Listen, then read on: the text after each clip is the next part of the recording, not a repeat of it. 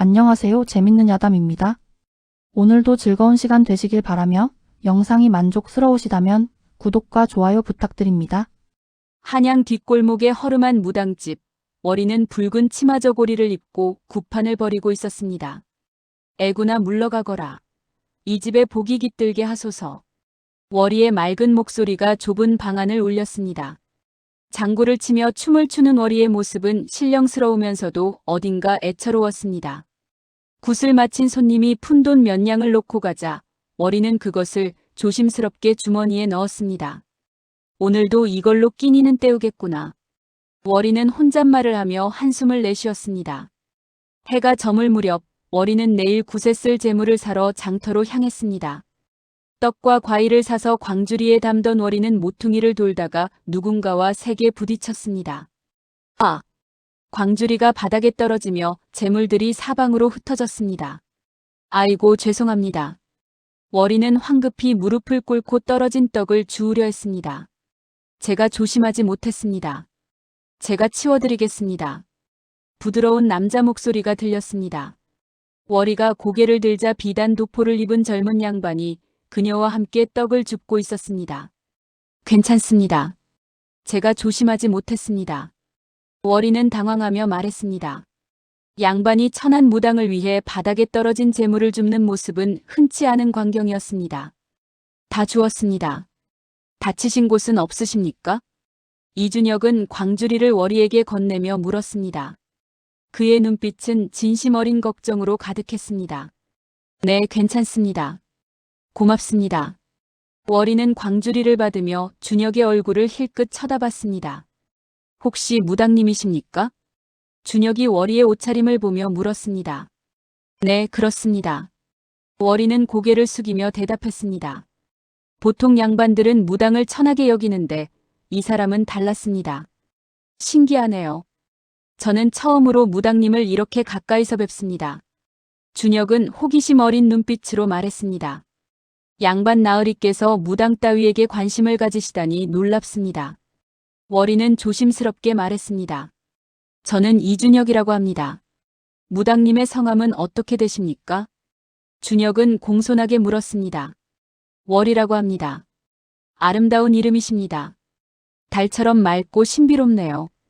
준혁의 칭찬에 월이는 얼굴이 붉어졌습니다.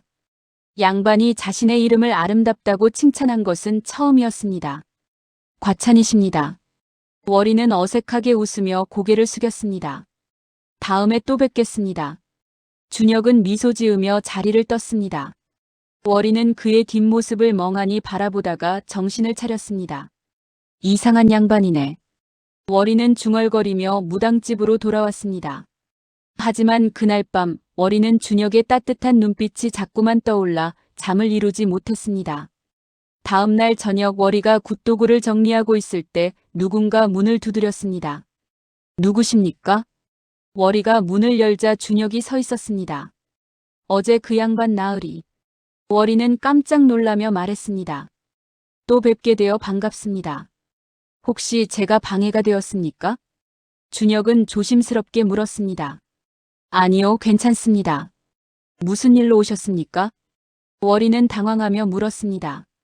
사실 어제부터 무당님이 하시는 일이 궁금했습니다. 굿이란 것이 어떤 것인지 여쭤봐도 될까요? 준혁의 물음에 월이는 놀랐습니다. 양반들은 대개 무당을 미신을 퍼뜨리는 천한 존재로 여기는데 이 사람은 진심으로 궁금해하는 눈빛이었습니다. 굿은 신령님께 기도를 올려 사람들의 애군을 풀어드리는 일입니다. 월이는 조심스럽게 설명했습니다. 그렇군요. 사람들의 고통을 덜어주는 일이시네요. 준혁은 진지하게 고개를 끄덕였습니다. 두 사람은 무당집 마당에 앉아 이야기를 나눴습니다. 준혁은 자신이 좋아하는 시를 읊었고 월이는 민초들의 삶과 구판의 이야기를 들려줬습니다. 저는 오늘 처음으로 무당님이 얼마나 힘든 일을 하시는지 알게 되었습니다. 준혁은 진심 어린 목소리로 말했습니다. 양반 나으리께서 이렇게 말씀해 주시니 감사합니다. 월이는 수줍게 웃었습니다. 다음에 또 와도 될까요? 준혁의 물음에 월이는 잠시 망설이다가 고개를 끄덕였습니다. 그날 이후 준혁은 매일 저녁 월이를 찾아왔습니다. 두 사람은 달빛 아래에서 시를 읊고 이야기를 나누며 서로에게 빠져들었습니다. 나으리, 이러시면 안 됩니다. 나으리는 양반이고 저는 천안무당입니다. 월이는 조심스럽게 말했습니다. 신분이 뭐가 중요합니까? 저는 당신이 좋습니다. 준혁은 월이의 손을 잡으며 말했습니다. 월이는 가슴이 두근거렸습니다. 평생 천안무당으로 살 줄 알았는데 이렇게 자신을 귀하게 대해주는 사람을 만나다니. 석 달이 흐른 어느 날 밤, 준혁은 월이에게 은으로 만든 비녀를 건넸습니다. 이것을 받아주십시오. 이건 너무 귀한 것입니다. 월이는 손사래를 쳤습니다. 당신이 제게는 가장 귀한 사람입니다. 저는 신분을 초월해서라도 평생 당신과 함께하고 싶습니다. 준혁의 진지한 눈빛에 월이는 비녀를 받았습니다. 나으리, 정말 저와 평생을 함께하실 수 있으십니까? 월이는 떨리는 목소리로 물었습니다. 물론입니다. 제가 약속합니다. 준혁은 월이를 꼭 안으며 맹세했습니다. 하지만 그들의 행복한 시간은 오래가지 못했습니다. 준혁의 집에서는 아들이 밤마다 외출하는 것을 수상히 여기기 시작했습니다. 도련님께서 요즘 밤마다 어디를 가시는지 알아보거라. 심씨 부인은 하인에게 명령했습니다. 며칠 후 하인이 돌아와 보고했습니다. 마님, 도련님께서 뒷골목 무당과 만나고 계십니다. 뭐라고? 천안 무당이라고? 심씨 부인의 얼굴이 일그러졌습니다. 다음 날 심씨 부인은 준혁을 불러 호통쳤습니다. 내가 천안 무당과 만나고 다닌다는 게 사실이냐? 어머니, 저는. 준혁은 말을 잇지 못했습니다. 당장 그 관계를 끊어라. 명문가 김씨 집안에서 우리 집안에 혼담을 보내왔다. 한 달 안에 혼인을 올릴 것이다. 심씨 부인의 단호한 목소리에 준혁은 아무 말도 하지 못했습니다. 그날 밤 준혁은 창백한 얼굴로 월이를 찾아왔습니다. 나으리, 무슨 일이십니까? 월이는 준혁의 표정을 보고 불안해졌습니다. 월이, 저는 집안이 정한 혼처와 혼인해야 합니다. 준혁의 말에 월이의 얼굴이 하얗게 질렸습니다. 나으리, 농담이시죠? 저와 평생을 함께 하신다고 하지 않으셨습니까? 월이는 준혁의 손을 붙잡으며 물었습니다. 미안합니다. 저는 가문의 압력을 이길 수 없습니다. 준혁은 고개를 돌렸습니다. 같이 도망치면 안 됩니까? 멀리 가서 우리 둘이 살면 안 됩니까? 월이는 애원하듯 물었습니다. 신분이 다른 우리는 처음부터 불가능했습니다. 준혁의 차가운 말에 월이는 주저앉았습니다. 준혁은 주머니에서 은자 몇 냥을 꺼내 바닥에 놓았습니다. 이것으로 새 삶을 시작하십시오. 이게 뭡니까? 저를 돈으로 보내시겠다는 겁니까? 월이는 그 돈을 집어 준혁의 얼굴에 던졌습니다. 배신자, 거짓말쟁이. 월이는 울부짖었습니다. 준혁은 아무 말 없이 자리를 떴습니다. 월이는 바닥에 주저앉아 그가 선물했던 비녀를 움켜쥔 채 오열했습니다. 어떻게 이럴 수 있어요? 밤하늘에는 먹구름이 몰려오고 있었습니다. 다음 날 아침, 월이는 부은 눈으로 준혁의 집을 찾아갔습니다. 대문 앞에서 월이는 큰 소리로 외쳤습니다. 이준혁, 나와보세요. 이준혁. 안에서 하인들이 우르르 나왔습니다. 여기가 어디라고 함부로 소리를 지르는 거야? 하인 하나가 월이를 밀쳐냈습니다. 저는 도련님을 만나러 왔습니다. 도련님을 불러주세요. 월이는 간절하게 말했습니다. 천한 것이 감히 양반댁에 찾아와? 썩 꺼지지 못해. 하인은 월이를 다시 밀었습니다. 월이는 바닥에 넘어져 무릎이 까졌습니다. 아이고. 월이는 피가 배어나는 무릎을 보며 신음했습니다. 안채 창문 너머로 준혁이 그 광경을 지켜보고 있었지만 그는 발걸음을 떼지 못했습니다. 도련님, 저 좀 보세요. 제발. 월이는 눈물을 흘리며 외쳤습니다. 하지만 준혁은 창문을 닫아버렸습니다. 정말 매정한 분이시네. 저렇게 우리 도련님을 애타게 부르는데. 옆에 있던 하인이 혀를 찼습니다. 월이는 피가 배어나는 무릎을 보며 일어났습니다. 이준혁, 당신을 잊지 않겠어요. 월이는 중얼거리며 자리를 떴습니다. 준혁을 향한 사랑이 점점 미움으로 변해가는 것을 월이는 느낄 수 있었습니다. 며칠 동안 월이는 술을 마시며 기방 골목을 배회했습니다. 이것 봐요. 술 취한 여자가 쓰러져 있어요. 지나가던 사람들이 수군거렸습니다. 기방주인 최서방이 그 소리를 듣고 밖으로 나왔습니다. 이 사람 아직 젊은데 어쩌다 이 지경이 됐나. 최서방은 워리를 들쳐 업고 기방 안으로 들어갔습니다. 깨끗한 방에 눕힌 워리는 한참 후에야 눈을 떴습니다. 여기가 어디죠? 워리는 주위를 둘러보며 물었습니다. 내 기방이요. 길에서 쓰러져 있기에 데려왔소. 최서방은 따뜻한 죽을 워리 앞에 놓으며 말했습니다. 감사합니다. 워리는 죽을 먹으며 눈물을 흘렸습니다. 양반놈들에게 속아버림받은 여자들을 나는 많이 봤소. 당신도 그런 경우겠지. 최서방의 말에 워리는 고개를 끄덕였습니다. 여기서 일하며 지내시오. 기방에는 일손이 필요하니까. 최서방은 제안했습니다. 고맙지만 괜찮습니다. 저는 무당 일을 해야 합니다. 워리는 거절하며 일어났습니다. 아직 준혁에 대한 미련을 버리지 못한 워리는 다시 무당집으로 돌아갔습니다. 며칠 후 워리는 장터에서 우연히 준혁을 목격했습니다. 그는 화려한 한복을 입은 젊은 교수와 함께 비단을 고르고 있었습니다. 이 비단이 마음에 드십니까? 준혁은 교수에게 상냥하게 물었습니다. 네, 아주 예쁘네요. 교수는 수줍게 웃으며 대답했습니다. 준혁의 얼굴에는 미소가 가득했습니다. 워리는 그 자리에서 발이 떨어지지 않았습니다. 나와 함께 있을 때는 저렇게 웃지 않았는데. 워리는 중얼거렸습니다. 그때 준혁과 워리의 눈이 마주쳤습니다. 준혁은 당황한 표정으로 고개를 돌렸고 교수의 손을 잡아 서둘러 자리를 떴습니다. 그렇게까지 저를 피하고 싶으신 거군요. 워리는 쓴웃음을 지었습니다. 그날 밤 절망에 빠진 워리는 강가로 갔습니다. 이렇게 사는 것보다 차라리 죽는 게 나을 것 같아. 워리는 강물을 내려다보며 중얼거렸습니다. 워리가 강물에 뛰어들려는 순간 누군가 그녀의 팔을 붙잡았습니다. 뭐 하시는 겁니까? 김진사가 다급하게 외쳤습니다. 놔주세요. 저는 죽고 싶어요. 워리는 발버둥 쳤습니다. 김진사는 워리를 강가로 끌어올렸습니다. 죽으면 뭐가 해결됩니까? 당신을 버린 놈은 잘 먹고 잘 사는데 당신만 죽으면 그게 무슨 의미입니까? 김진사의 말에 워리는 정신이 번쩍 들었습니다. 그럼 저는 어떻게 해야 합니까?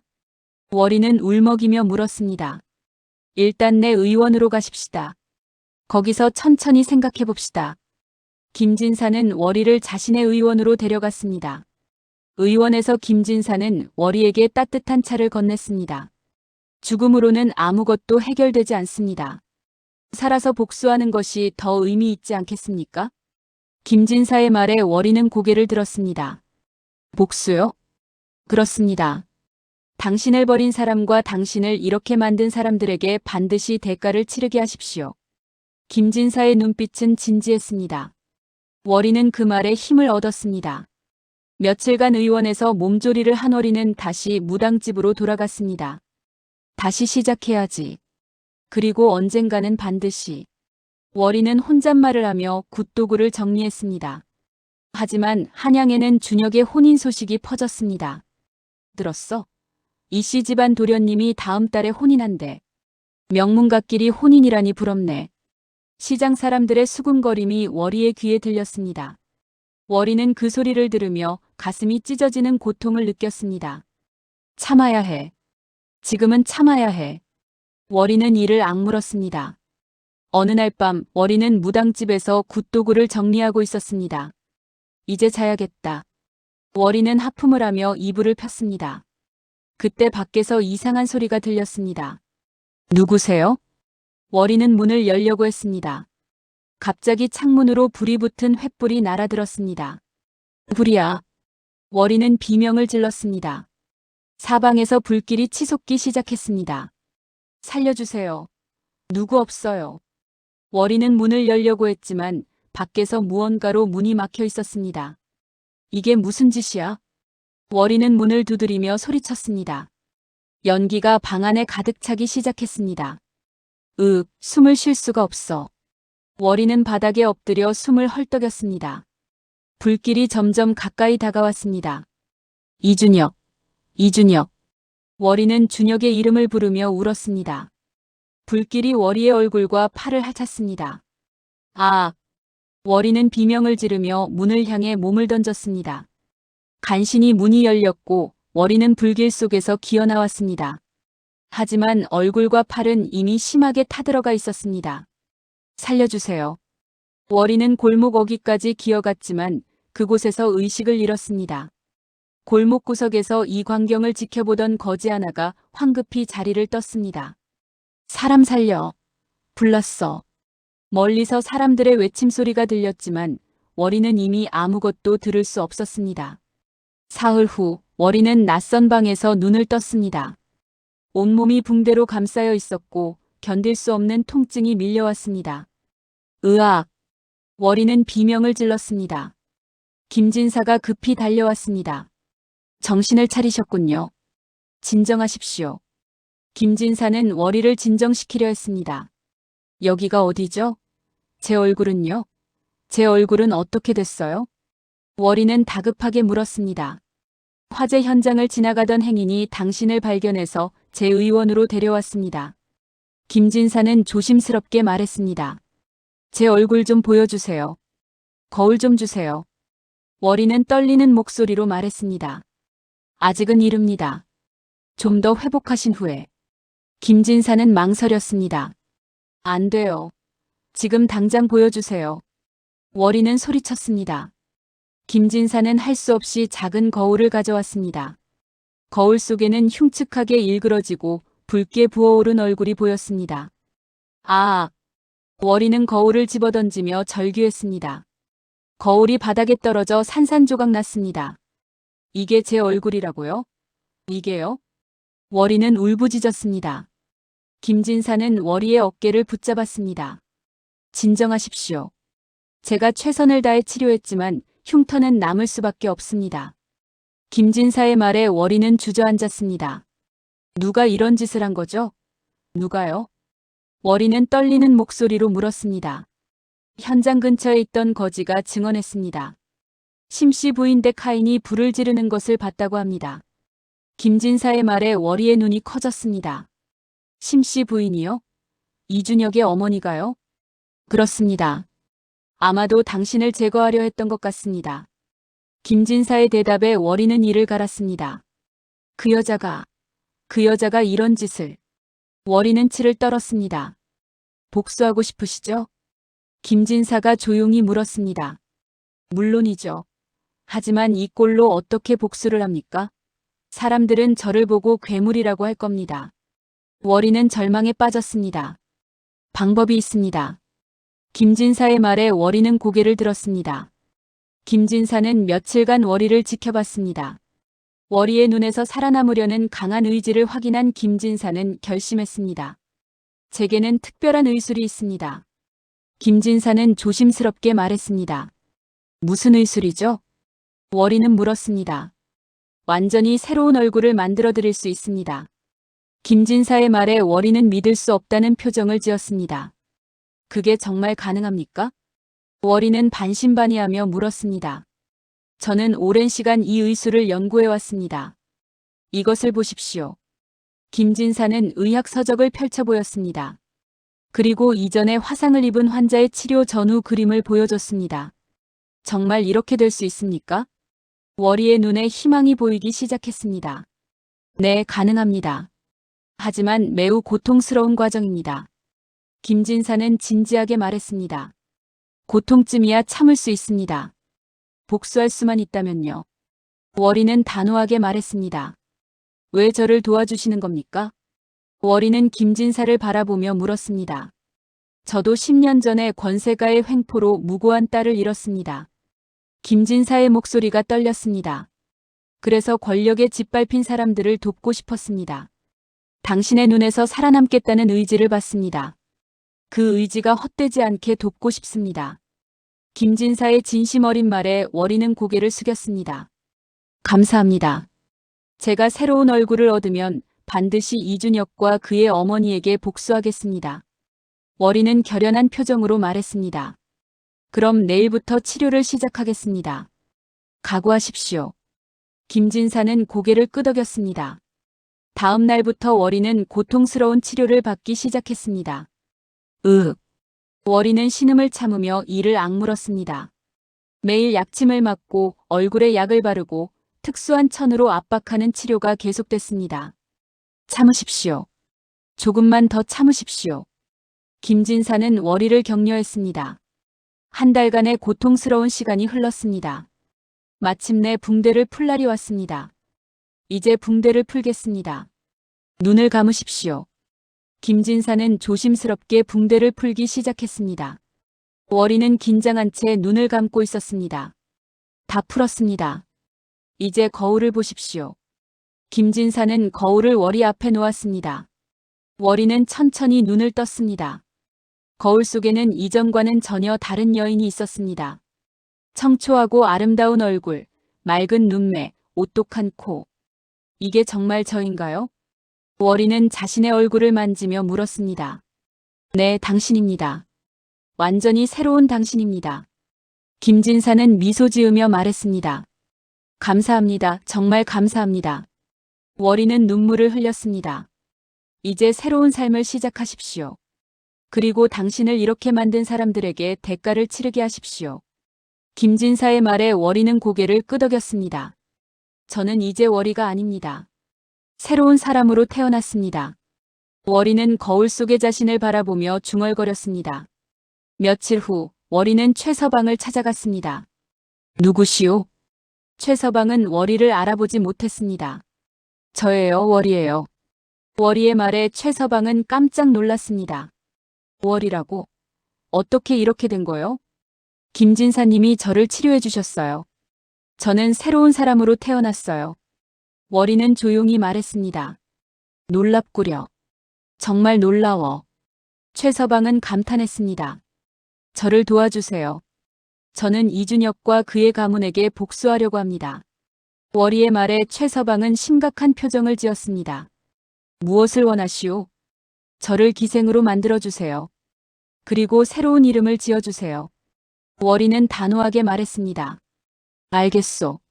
당신은 이제부터 설아요. 기생설아로 새로 태어나는 거요. 최서방은 고개를 끄덕였습니다. 설아. 좋은 이름이네요. 월이, 아니 이제는 설아가 된 여인은 미소 지었습니다. 3년 안에 완벽한 기생으로 만들어드리겠소. 그동안 가무와 시를 배우고 이씨 가문에 대한 정보도 수집하시오. 최서방의 말에 설아는 고개를 끄덕였습니다. 복수는 급하게 하는 것이 아니오. 천천히 치밀하게 준비해야 하오. 최서방의 조언에 설아는 다시 한번 고개를 끄덕였습니다. 알겠습니다. 저는 기다릴 수 있습니다. 그리고 반드시 그들에게 대가를 치르게 하겠습니다. 설아의 눈빛은 차갑게 빛났습니다. 복수를 향한 긴 여정이 시작되는 순간이었습니다. 3년 후 한양 기방가에는 새로운 소문이 퍼지고 있었습니다. 최서방 기방에 신비로운 기생이 나타났다더군. 설아라는 이름인데 그 미모가 정말 대단하다더라. 양반들은 술자리에서 설아에 대한 이야기를 나눴습니다. 최서방의 기방에서 설아는 3년간 가무와 시, 검은고를 익혔습니다. 오늘도 열심히 연습하는구려. 최서방은 검은고를 타는 설아를 보며 감탄했습니다. 완벽해야 합니다. 그들을 속이려면요. 설아는 차갑게 말했습니다. 그동안 설아는 이씨 가문에 대한 정보도 수집했습니다. 이씨 가문은 토지 거래로 재산을 불렸고 관아의 관리들과 결탁했다더군요. 최서방이 알아낸 정보를 설아에게 전했습니다. 그리고 이준혁은 혼인 후 아내와 사이가 좋지 않아 자주 기방을 드나든다고 합니다. 최서방의 말에 설아는 미소 지었습니다. 완벽하네요. 이제 때가 된 것 같습니다. 설아는 거울을 보며 중얼거렸습니다. 그럼 특별한 연애를 준비하겠소. 한양에 명망 있는 양반들을 초청하겠소. 최서방은 고개를 끄덕였습니다. 이준혁도 초청해주세요. 설아의 말에 최서방은 알겠다고 대답했습니다. 연애 준비가 한창이던 어느 날, 이준혁은 친구로부터 초대장을 받았습니다. 준혁, 최서방 기방에서 특별한 연애를 연다는데 같이 가지 않겠나? 요즘 집안 분위기도 안 좋고 기분 전환이 필요할 것 같군. 준혁은 초대장을 받으며 말했습니다. 혼인 후 아내와의 관계는 냉랭했고 가문의 일로도 스트레스가 쌓여 있었습니다. 연회 당일 최서방의 기방은 화려하게 꾸며졌습니다. 오늘 밤 특별한 분을 소개하겠습니다. 최서방이 좌중에 말했습니다. 양반들은 기대에 찬 눈빛으로 무대를 바라봤습니다. 북소리가 울리고 붉은 치마 저고리를 입은 설아가 천천히 무대에 등장했습니다. 오! 좌중이 일제히 감탄사를 내뱉었습니다. 설아의 아름다운 자태에 모두가 넋을 잃었습니다. 준혁도 설아를 보며 숨이 멎는 것 같았습니다. 저렇게 아름다운 기생은 처음 보는군. 준혁은 친구에게 속삭였습니다. 설아는 춤을 추기 시작했습니다. 우아하고 신비로운 춤사 위에 모두가 빠져들었습니다. 춤을 추던 설아는 준혁과 눈이 마주쳤습니다. 설아는 차갑게 미소 지었습니다. 준혁은 묘한 기시감을 느꼈습니다. 저 눈빛, 어디선가 본 것 같은데. 하지만 준혁은 그것이 무엇인지 알아채지 못했습니다. 설아의 춤이 끝나자 우레와 같은 박수가 터져나왔습니다. 연회가 끝난 후 준혁은 설아를 만나고 싶어 기방에 남았습니다. 설아를 만나고 싶습니다. 준혁은 최서방에게 말했습니다. 잠시만 기다리시오. 최서방은 설아에게 알렸고 설아는 준혁을 맞이했습니다. 어서 오십시오, 나으리. 설아는 정중하게 인사했습니다. 오늘 춤이 정말 아름다웠습니다. 준혁은 설아를 바라보며 말했습니다. 과찬이십니다. 설아는 겸손하게 대답했습니다. 혹시 시를 좋아하십니까? 설아가 물었습니다. 네, 저는 시를 무척 좋아합니다.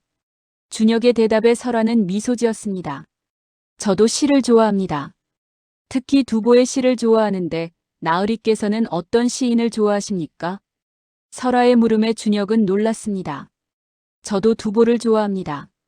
어떻게 제 취향을 아셨습니까? 그냥 짐작해봤을 뿐입니다. 설아는 웃으며 대답했습니다. 사실 설아는 3년간 준혁에 대해 조사하며 그의 취향을 모두 파악하고 있었습니다. 두 사람은 시에 대해 이야기를 계속 나눴습니다. 설아는 정말 박식하시군요. 준혁은 감탄했습니다.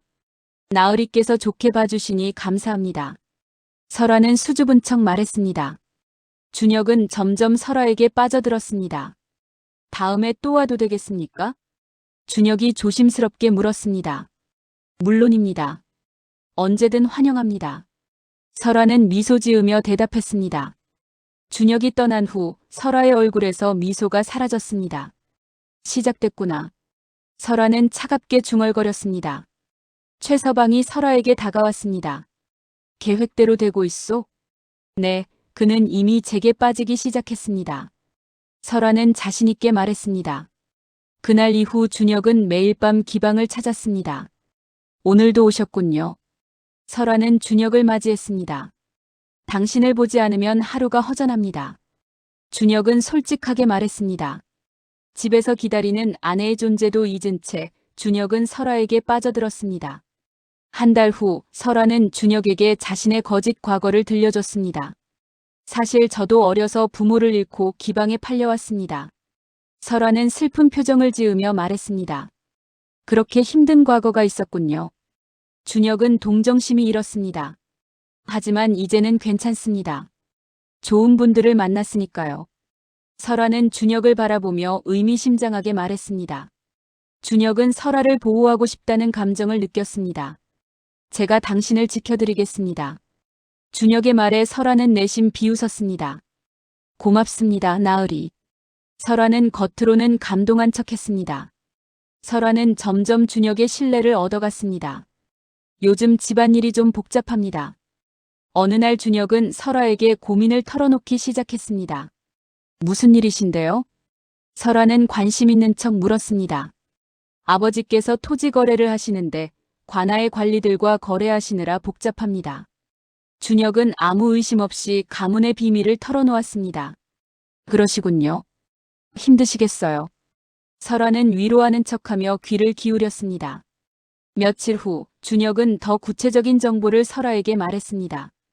아버지께서 백성들의 토지를 헐값에 매입하신다는 소문이 있습니다. 그건 좋지 않은 일 같은데요. 설아는 조심스럽게 말했습니다.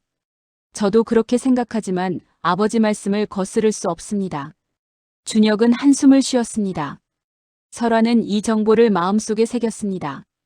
어느 날 준혁은 설아에게 은으로 만든 비녀를 선물했습니다. 이것을 받아주십시오. 준혁은 비녀를 설아에게 건넸습니다. 설아는 그 비녀를 보는 순간 온몸이 굳었습니다. 이건 3년 전 월이었을 때 받았던 비녀와 똑같은 디자인이었습니다. 마음에 안 드십니까? 준혁은 걱정스럽게 물었습니다. 아니요, 아주 마음에 듭니다. 설아는 감정을 숨기며 비녀를 받았습니다. 당신은 저에게 특별한 사람입니다. 준혁은 설아의 손을 잡으며 말했습니다. 설아는 억지로 미소 지었습니다. 준혁이 떠난 후 설아는 비녀를 바닥에 내던졌습니다. 똑같은 말, 똑같은 선물. 정말 너는 변하지 않았구나. 설아는 차갑게 중얼거렸습니다. 이제 본격적으로 시작할 때야. 설아는 결심했습니다. 최서방이 설아에게 다가왔습니다. 준비가 됐소? 네, 이제 그들을 무너뜨릴 시간입니다. 설아의 눈빛은 차갑게 빛났습니다. 복수의 본격적인 막이 오르는 순간이었습니다. 설아는 준혁에게서 얻은 정보를 정리했습니다. 이씨 가문이 백성들의 토지를 헐값에 매입한 증거가 필요해. 설아는 김진사와 최서방을 불러 계획을 의논했습니다. 어떻게 증거를 확보할 생각이요? 최서방이 물었습니다. 준혁이 술에 취했을 때 그의 집 서재에 들어갈 겁니다. 설아는 단호하게 말했습니다. 며칠 후 설아는 준혁을 기방으로 불렀습니다. 오늘은 특별한 술을 준비했습니다. 설아는 준혁에게 술을 따라주었습니다. 당신이 따라주는 술은 꿀맛이군요. 준혁은 계속 술을 마셨습니다. 설아는 준혁의 술잔을 계속 채워주었습니다.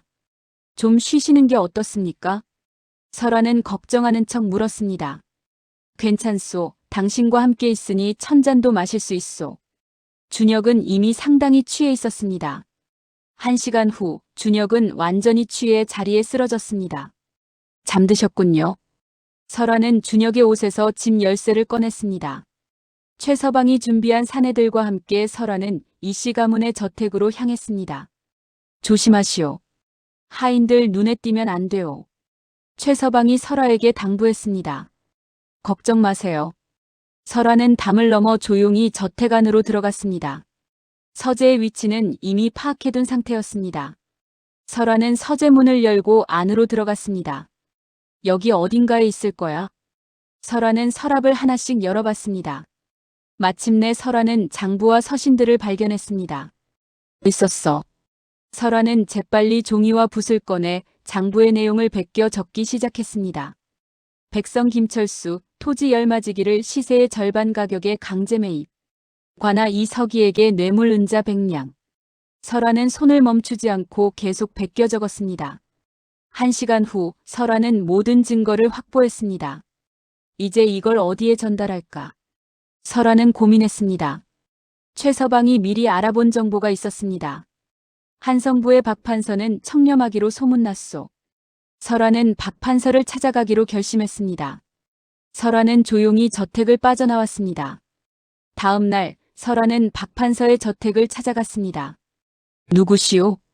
하인이 물었습니다. 박 판서님께 중요한 정보를 전달하러 왔습니다. 설아는 얼굴을 가린 채 말했습니다. 무슨 정보인데 그러시오? 직접 판서님께 말씀드려야 합니다. 설아의 단호한 태도에 하인은 박 판서를 불렀습니다. 무슨 일이요? 박 판서가 나왔습니다. 이씨 가문이 백성들의 토지를 불법으로 빼앗고 관리들에게 뇌물을 준 증거입니다. 설아는 베껴 적은 문서를 박 판서에게 건넸습니다.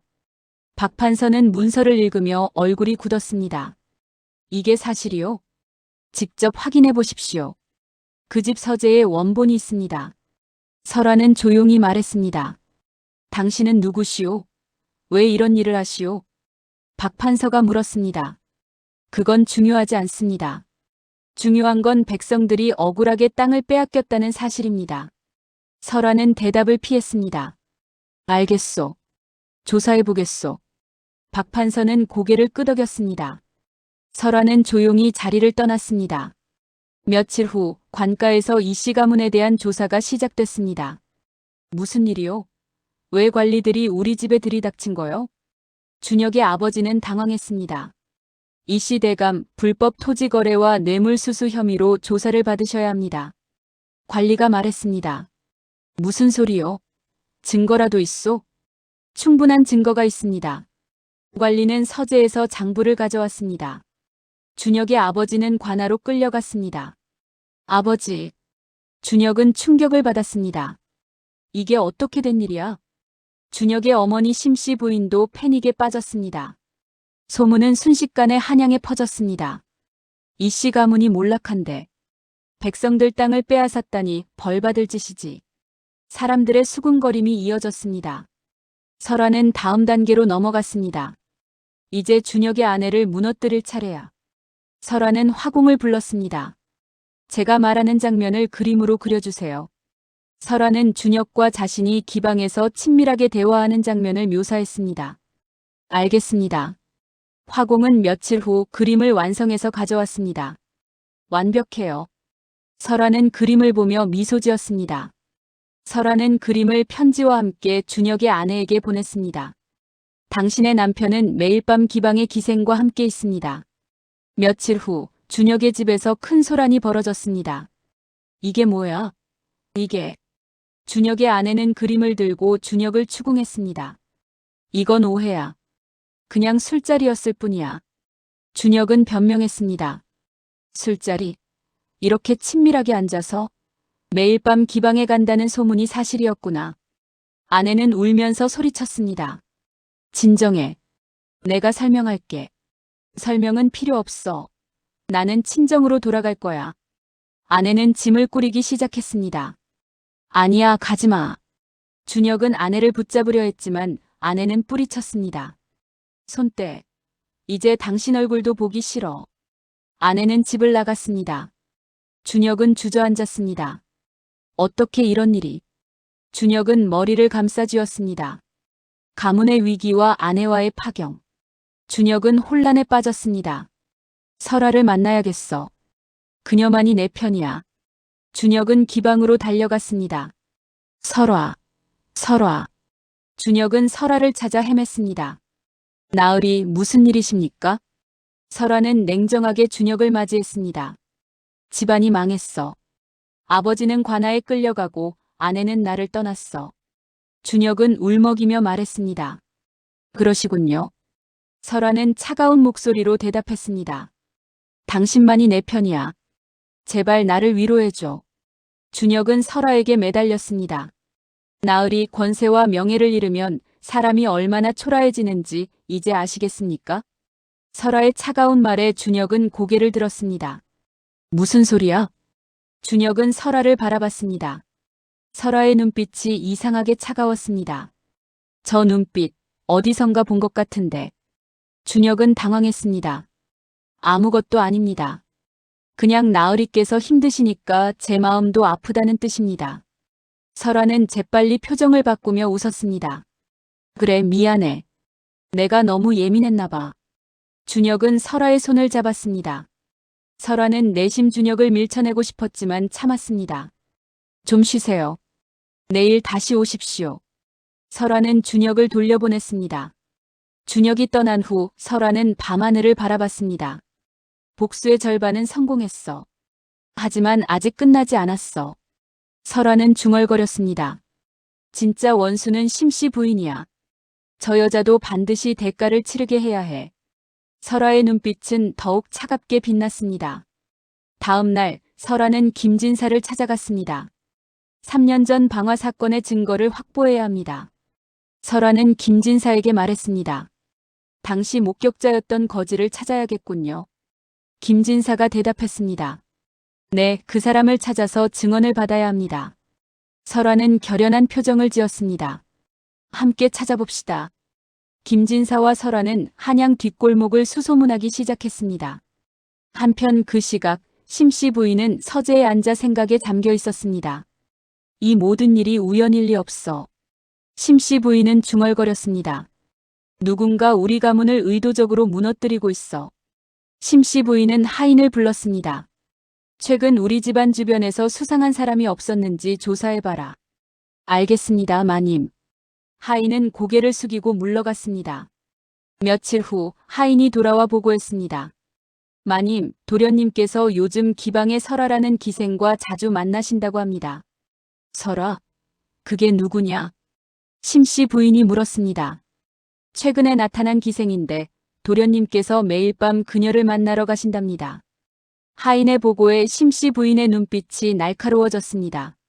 그 계집이 우리 가문 정보를 빼냈을 수도 있겠구나. 심씨 부인은 일어났습니다. 내가 직접 그 계집을 만나봐야겠다. 심씨 부인은 기방으로 향했습니다. 최서방의 기방에 도착한 심씨 부인은 하인에게 말했습니다. 설아를 당장 불러라. 마님, 어느 댁 마님이신지요? 최서방이 나왔습니다. 이씨 가문의 안주인이다. 설아를 당장 내놔라. 심씨 부인의 위압적인 태도에 최서방은 황급히 설아를 불렀습니다. 설아, 이씨 가문 마님께서 당신을 찾으신다오. 최서방은 설아에게 속삭였습니다. 알겠습니다. 설아는 잠시 긴장했지만 곧 침착함을 되찾았습니다. 설아는 심씨 부인 앞에 나타났습니다. 부르셨습니까? 설아는 공손하게 인사했습니다. 심씨 부인은 설아의 얼굴을 유심히 살폈습니다. 너 어디선가 본 것 같은데. 심씨 부인이 중얼거렸습니다. 설아의 심장이 빠르게 뛰었지만 표정은 변하지 않았습니다.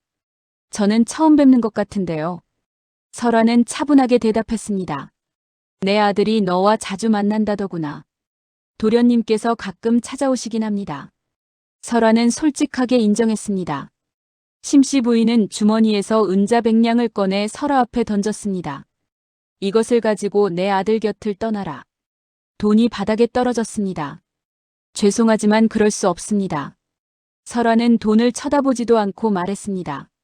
뭐라고? 천한 것이 감히. 심씨 부인은 화가 났습니다.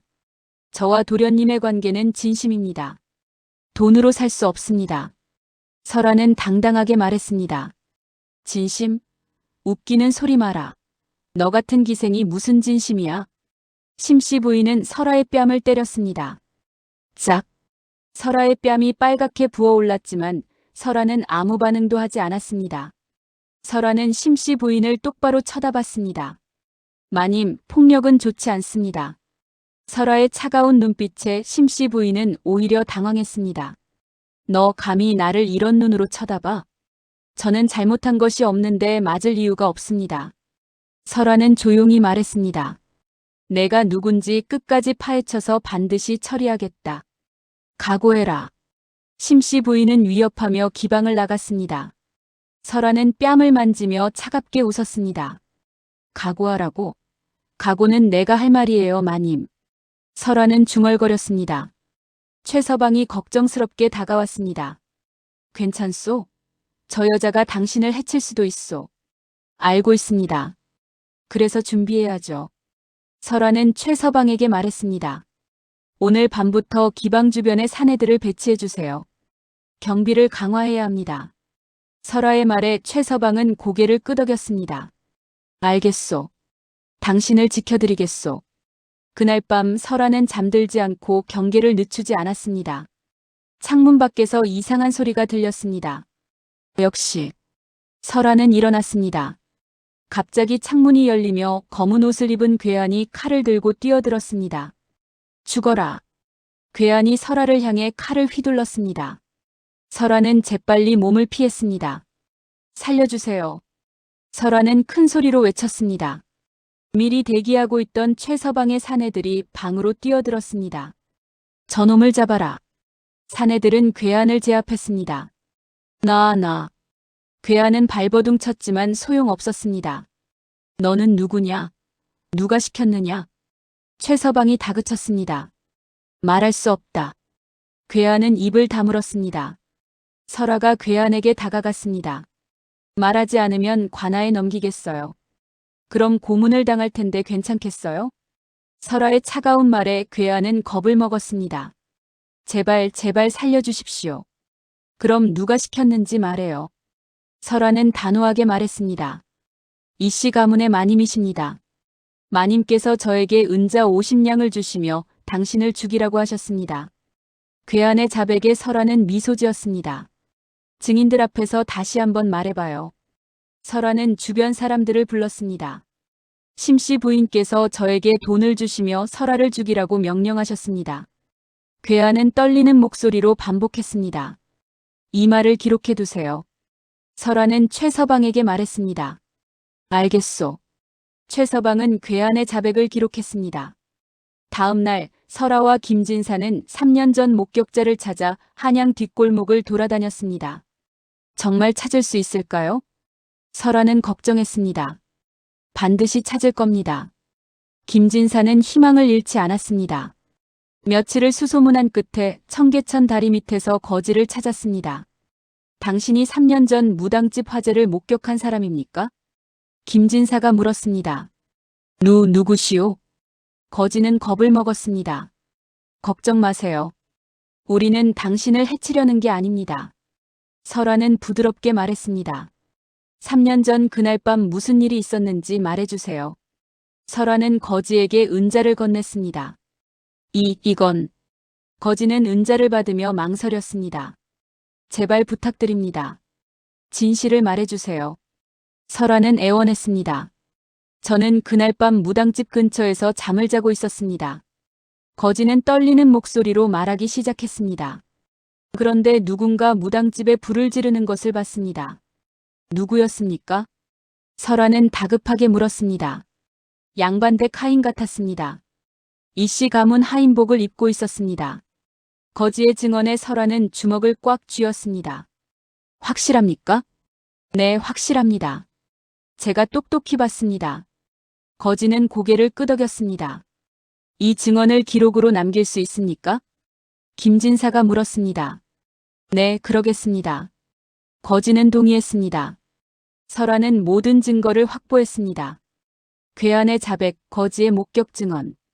이제 관아에 고발할 수 있어. 설아는 김진사에게 말했습니다. 조심하시오. 심씨 부인도 만만한 사람이 아니오. 김진사는 걱정했습니다.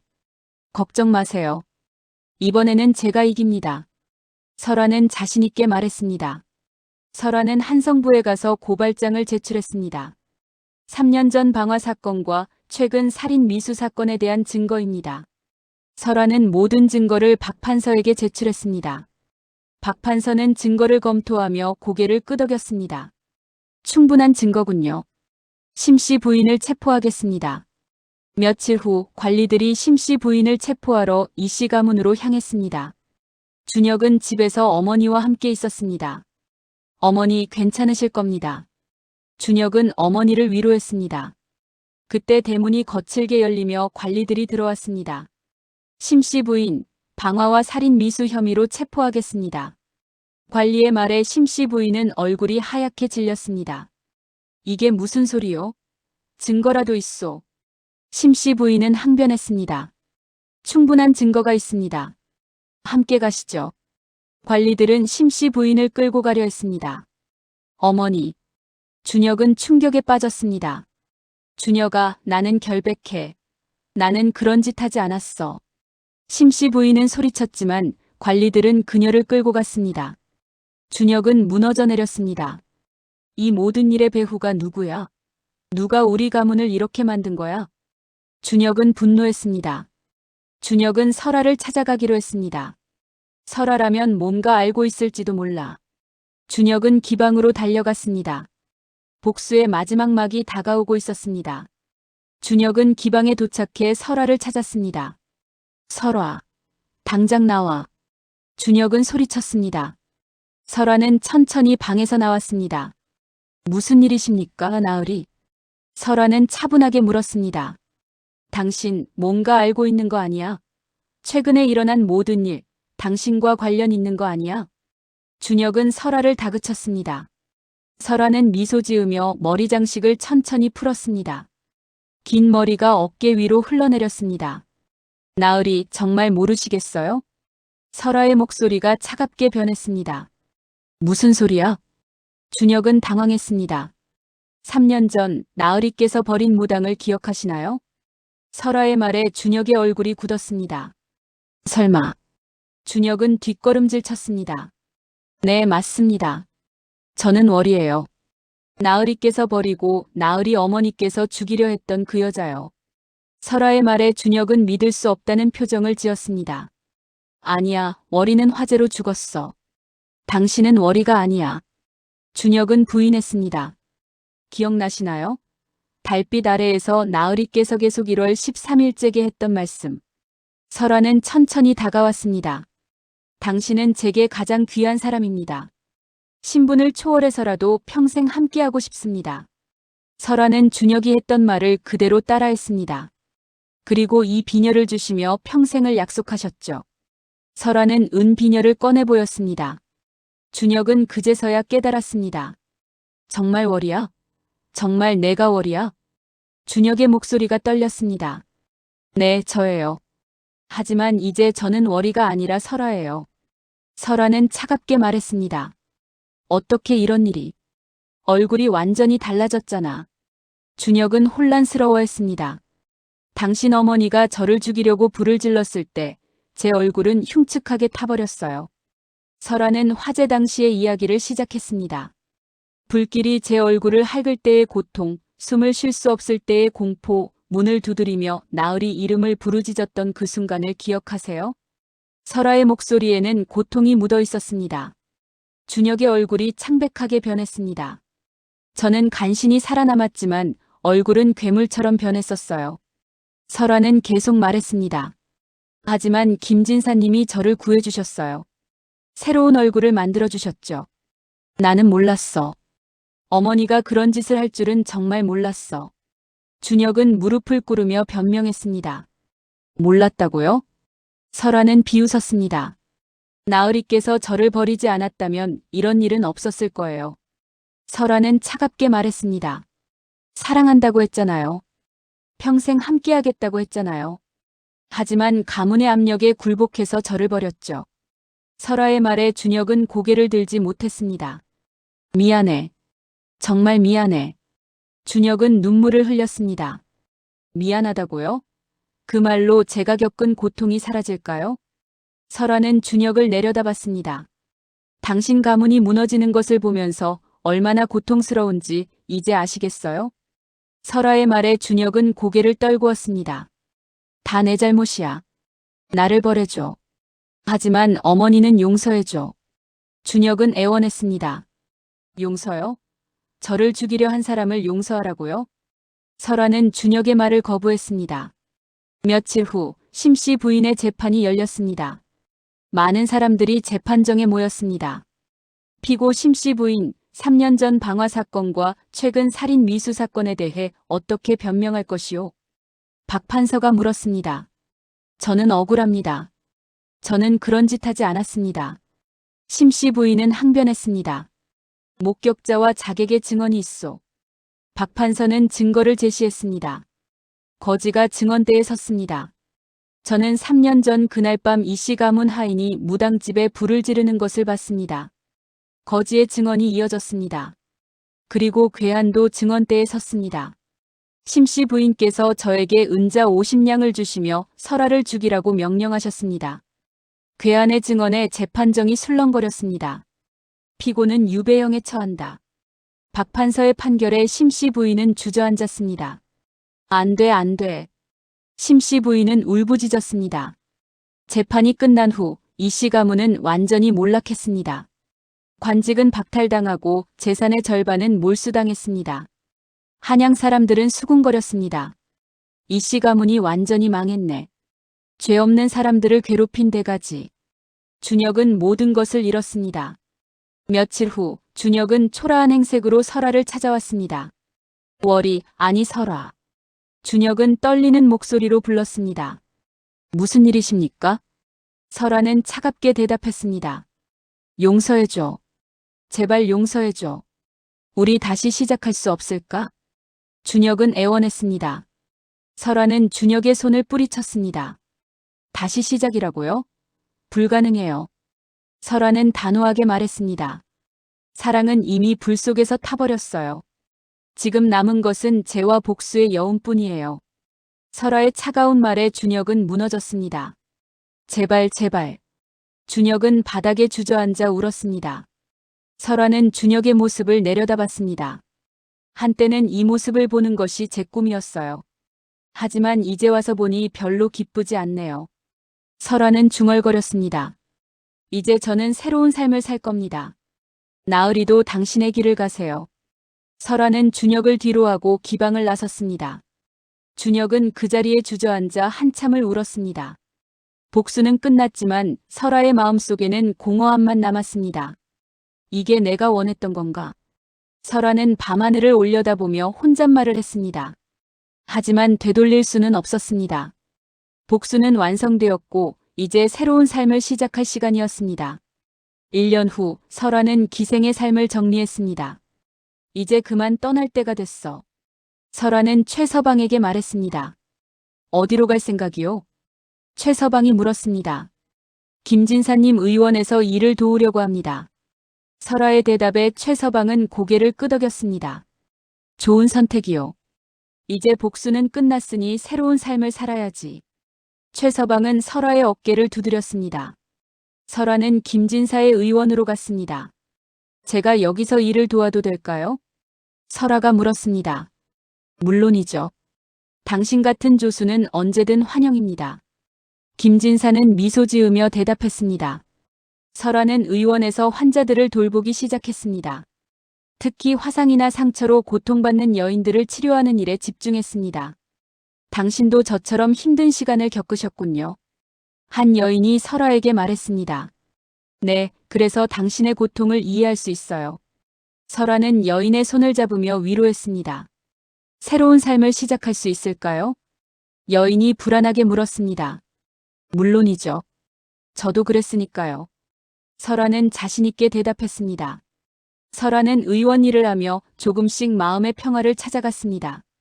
복수로 얻은 것은 공허함 뿐이었지만 이 일에서는 진정한 보람을 느껴. 설아는 김진사에게 말했습니다. 그럼 된 겁니다. 이제 당신을 위한 삶을 사는 거죠. 김진사는 따뜻하게 말했습니다. 설아는 고개를 끄덕였습니다. 어느 날 의원의 초라한 행색의 남자가 찾아왔습니다. 실례지만 여기서 일할 수 있을까요? 남자가 물었습니다. 설아는 그 목소리를 듣는 순간 알아챘습니다. 준혁이었습니다. 하지만 설아는 모른 척 그를 맞이했습니다. 무슨 일을 하실 수 있으신가요? 설아가 물었습니다. 무엇이든 하겠습니다. 청소든 허드렛 일이든 상관없습니다. 준혁은 고개를 숙이며 말했습니다. 왜 여기서 일하고 싶으신가요? 설아가 다시 물었습니다. 저는 과거에 큰 잘못을 저질렀습니다. 가난한 백성들을 위해 무료로 의료봉사를 하며 속죄하고 싶습니다. 준혁의 진심 어린 말에 설아는 잠시 망설였습니다. 김진사는 설아의 눈치를 살폈습니다. 어떻게 할까요? 김진사가 설아에게 작게 물었습니다. 설아는 잠시 생각하다가 고개를 끄덕였습니다. 받아주세요. 알겠습니다. 내일부터 나오십시오. 김진사는 준혁에게 말했습니다. 감사합니다. 준혁은 깊이 인사했습니다. 다음 날부터 준혁은 의원에서 성실하게 일했습니다. 마당을 쓸고 약재를 정리하고 환자들을 돕는 일을 묵묵히 해냈습니다. 저 사람 정말 열심히 일하는군요. 김진사가 설아에게 말했습니다. 그렇네요. 설아는 짧게 대답했습니다. 설아와 준혁은 서로 말을 섞지 않았지만 같은 공간에서 일했습니다. 석 달이 흘렀습니다. 어느 날 준혁은 의원 서재에서 우연히 작은 그림을 발견했습니다. 그림 속에는 월이의 옛 모습이 그려져 있었습니다. 그 옆에는 은비녀가 놓여 있었습니다. 준혁은 그림을 보며 깨달았습니다. 설아가 바로 월이었구나. 준혁은 그림을 원래 자리에 조심스럽게 놓았습니다. 준혁은 그날부터 더욱 성실하게 일했습니다. 설아를 괴롭히거나 말을 걸지 않고 조용히 자신의 일에 집중했습니다. 어느 저녁 설아와 준혁은 의원 마당에서 마주쳤습니다. 석양이 지고 있었습니다. 월이. 준혁은 조용히 설아의 옛 이름을 불렀습니다. 설아는 걸음을 멈췄습니다. 알고 계셨군요. 설아는 조용히 말했습니다. 네, 알았습니다. 준혁은 고개를 숙였습니다. 저는 평생 속죄하며 살겠습니다. 당신을 괴롭히지 않을 테니 그냥 이곳에서 일하게만 해주십시오. 준혁의 진심 어린 말에 설아는 잠시 침묵했습니다. 복수는 끝났습니다. 하지만 용서는 아직 시작되지 않았어요. 설아는 준혁을 바라보며 말했습니다. 시간이 흐르면 어떻게 될지 모르겠지만 지금은 이렇게만 지내는 게 좋을 것 같아요. 설아의 말에 준혁은 고개를 끄덕였습니다. 알겠습니다. 기다리겠습니다. 평생이라도 기다리겠습니다. 준혁은 대답했습니다. 두 사람은 각자의 자리로 돌아갔습니다. 설아는 하늘을 올려다봤습니다. 복수로 얻은 것은 공허함 뿐이었어. 하지만 이제는 새로운 삶을 살아갈 용기가 생겼어. 설아는 중얼거렸습니다. 달빛이 의원 마당을 비쳤습니다. 설아와 준혁의 그림자가 조용히 드리워졌습니다. 계절이 바뀌고 봄이 찾아왔습니다. 의원 마당에는 새로운 꽃들이 피어나기 시작했습니다. 설아는 그 꽃들을 바라보며 희미하게 미소 지었습니다. 새로운 시작이야. 설아는 혼잣말을 했습니다. 과거의 상처는 천천히 아물어가고 있었습니다. 용서가 가능할지는 아직 모르지만 적어도 증오는 사라지고 있었습니다. 준혁도 마당의 꽃을 바라봤습니다. 언젠가는 진정한 용서를 받을 수 있을까? 준혁은 조용히 기도했습니다. 두 사람은 서로 다른 곳에 서 있었지만 같은 하늘을 바라보고 있었습니다. 복수의 이야기는 끝났고 치유의 시간이 시작되고 있었습니다. 새로운 계절이 찾아오듯 두 사람의 삶에도 새로운 희망이 싹트고 있었습니다.